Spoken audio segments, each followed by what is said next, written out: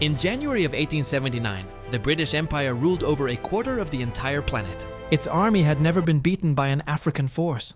Its rifles had never been stopped by spears.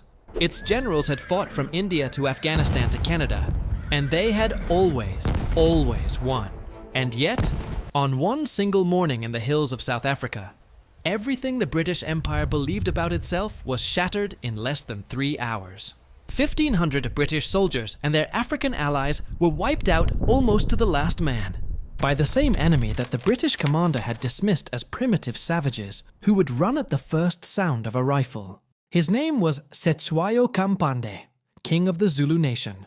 And what he built, how he fought, and what he achieved against the most powerful military force on earth is one of the most extraordinary stories in the history of warfare. This is the story of the Zulu War of 1879. The war that nobody in London saw coming.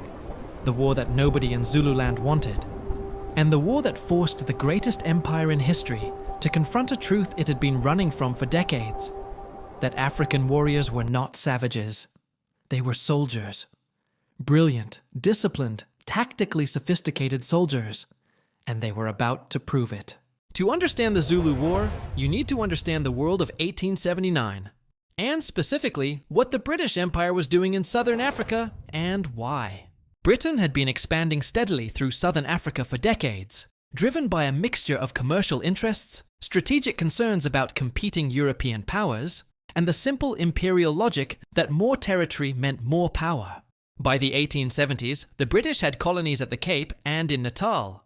They had recently annexed the Transvaal Boer Republic against fierce Boer resistance, and they were looking north and east at the last major independent African kingdom in the region, the Zulu Kingdom, a nation of roughly 300,000 people, with a professional army of 40,000 warriors, occupying some of the most beautiful and strategically valuable land in southern Africa. The man who decided that the Zulu Kingdom had to be destroyed was Sir Henry Bartle Frere, the British High Commissioner for South Africa. Frere was not a stupid man. He was in many ways a capable administrator, but he was also a man utterly convinced of British racial and cultural superiority, and utterly convinced that the Zulu Kingdom was an obstacle to British control of southern Africa that needed to be removed. He manufactured a crisis. In December 1878, Frere presented the Zulu king Cetshwayo with a set of demands so deliberately unreasonable that no sovereign nation could possibly accept them, including the disbandment of the entire Zulu army within 30 days. Cetshwayo refused? Of course he refused. Any king in history would have refused. And on January 11th, 1879, the British army crossed the Buffalo River into Zululand.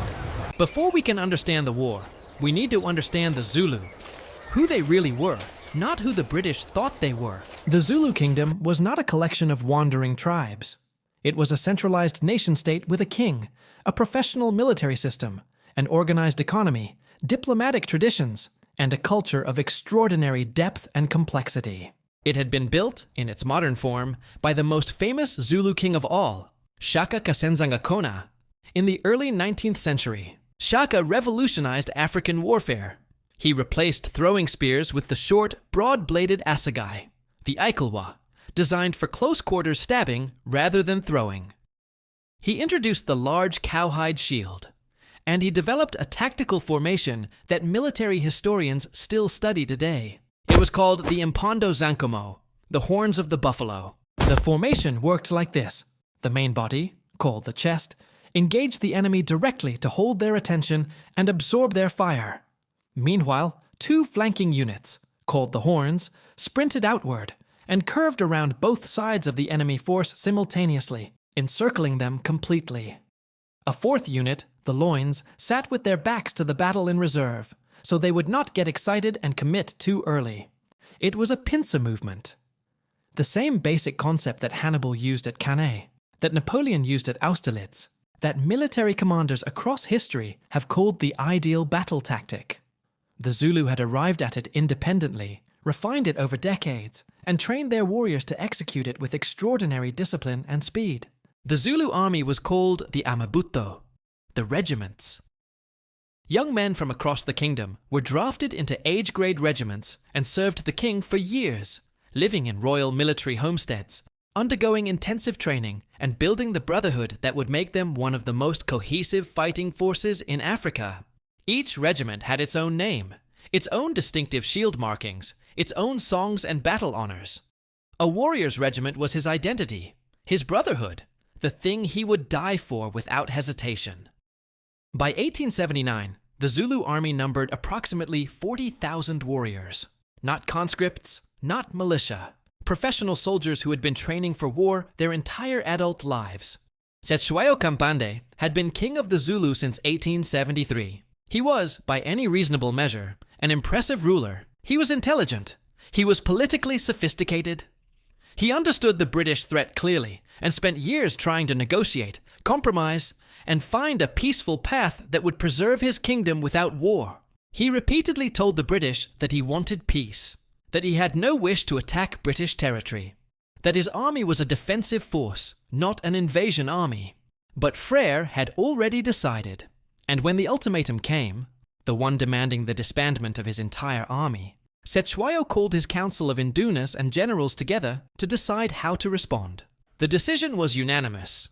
They would not disband the army. They would not surrender their sovereignty. If the British chose to come, the Zulu would fight. But Cetshwayo gave his commanders strict instructions. Do not cross into British territory. Do not attack British settlers. Fight only to defend Zululand. He was fighting a defensive war, and he wanted the world to know it. The British did not know, or did not care, about any of this. Lord Chelmsford, the British commander, had already told London that the campaign would be over in a matter of weeks. Lord Chelmsford invaded Zululand in January 1879 with approximately 17,000 men, split into 5 columns advancing from different directions. The plan was straightforward. Advance in multiple columns, force the Zulu to fight, destroy their army with superior firepower, and march on the royal crawl. Chelmsford was contemptuous of the Zulu as a fighting force. His dispatches reflect a man who fundamentally could not take his enemy seriously. He was more worried about the Zulu simply running away and refusing to fight than he was about actually losing. He was about to be educated. On January 22nd, 1879, Lord Chelmsford made a decision that would haunt British military history for generations. He divided his force, leaving approximately 1,700 men to guard his main camp at the base of Isandlwana mountain, and rode out with the rest of his column, chasing what turned out to be a Zulu decoy force. The 20,000 Zulu warriors of the main impi had been lying completely still in the Ingwebeni Valley, hidden from British scouts, waiting for the planned moment of attack. They were discovered by accident when a British patrol stumbled onto them. The attack was not supposed to come until the following day, but the warriors of the Ingobamakosi regiment, the young men, the eager ones, could not hold themselves back. The moment they were spotted, they rose. The sound of 20,000 warriors running across the South African veldt has been described by survivors as something between thunder and the earth itself moving. The ground shook. The Impondo Zankomo deployed perfectly. The chest of the main body advanced directly toward the camp. The left horn sprinted wide around the British left flank. The right horn swept around toward the British right and rear. The British formed a firing line and began shooting. The Martini Henry rifle was the finest infantry weapon of its era, capable of stopping a charge at 600 yards. And for the first 10 minutes, it worked. But the British had made a critical error. They had not laggard, not formed their wagons into the defensive circle that every experienced South African commander knew was essential. They were standing in an open firing line against a force 12 times their number that was encircling them on 3 sides. When the ammunition began to run short, partly due to the difficulty of opening the screwed-down ammunition boxes in the heat of battle, the firing line began to break. And when the firing line broke, the Zulu were inside it in seconds. What followed was a massacre. Of the 1,700 British and Allied African soldiers in the camp, approximately 1,300 were killed. The Zulu showed no mercy to armed fighting men, but that was the tradition of their warfare. Surrender was not a concept the Amabutho recognized in battle. The British camp was destroyed. The Zulu lost approximately 1,000 to 2,000 warriors, staggering losses that spoke to the ferocity of the fighting. but they held the field. They had won one of the most decisive tactical victories against a modern European army that the 19th century would ever see. When news reached London, the reaction was described by one newspaper as a national convulsion. On the same day as Isandlwana, the same afternoon, approximately 4,000 Zulu warriors from the Udloko, Uthulwana, and Indlondlo regiments advanced on a tiny British supply post called Rorke's Drift. There were 139 men in the garrison. 35 of them were ill or wounded and could barely stand. The force was commanded by two young officers, Lieutenants John Chard and Gonville Bromhead. When the Zulu force arrived, the battle lasted 12 hours through the night. The defenders fought from behind barricades that they rebuilt and shortened as the perimeter was slowly overwhelmed, pulling back room by room through the hospital building. The Zulu mounted charge after charge through the night. The defenders fired until their rifles were too hot to hold, then fixed bayonets and fought at the walls by hand. By dawn, the Zulu had withdrawn. 17 British soldiers had died. The garrison had survived, against odds that made the word impossible feel inadequate. The British establishment seized on Rorke's Drift with desperate relief. Here was a story they could tell. British courage, British tenacity, British heroism. 11 Victoria Crosses, the most awarded for a single engagement in history. But the real story, the inconvenient story, was Isandlwana. And that story could not be erased. The British government, shocked and humiliated, sacked Chelmsford's political master, not Chelmsford himself, not yet, and sent massive reinforcements to South Africa. 10,000 additional troops, more artillery, Gatling guns, and a new political determination to finish this war quickly and decisively before the rest of the world could watch Britain struggle any longer. Chelmsford himself was given one last chance to redeem himself before his replacement arrived. He knew it was one last chance, and he was determined to take it. Meanwhile, Cetshwayo watched and waited. He had won at Isandlwana. He had proven that the Zulu could fight. Now he sent diplomatic messages to the British, offering peace, hoping the victory would force a negotiation. The British were not interested in negotiation. Not after Isandlwana. The loss had created a political imperative that transcended strategy. Britain needed a victory, and it needed the Zulu kingdom destroyed. Anything less was politically unacceptable. In the months between Isandlwana and the final British advance, the Zulu scored several more stunning victories that deepened British embarrassment and added to the legend of Cetshwayo's army. At the Battle of Intombi Drift in March 1879, a Zulu force ambushed a British supply convoy crossing a river, killing 62 soldiers and scattering the rest. At Hlobane Mountain in late March, British cavalry was caught on a rocky plateau by a massive Zulu impi and suffered a devastating defeat, losing nearly 100 men in a chaotic retreat down a boulder-strewn cliff face under Zulu pursuit. Each defeat deepened the British humiliation. Each victory deepened the Zulus' understanding of their own capability, and the growing understanding that they were fighting not just for their king, but for the survival of their entire civilization. But the British were learning, slowly, painfully, expensively. They were learning how to fight this enemy. They stopped dividing their forces. They laggard every night. They used their artillery more aggressively. They stopped underestimating the intelligence of the Zulu commanders. On July 4th, 1879, Chelmsford marched his rebuilt and reinforced army toward the Zulu royal capital of Ulundi for the decisive final confrontation.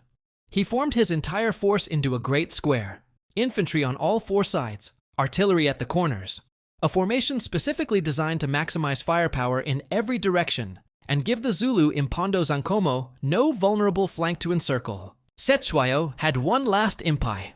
Approximately 15,000 to 20,000 warriors assembled near the Royal Kraal, the last great army of the Zulu kingdom, commanded to make one final attack and drive the British back before they reached Ulundi. The Zulu attacked the square from all sides simultaneously, and they were destroyed.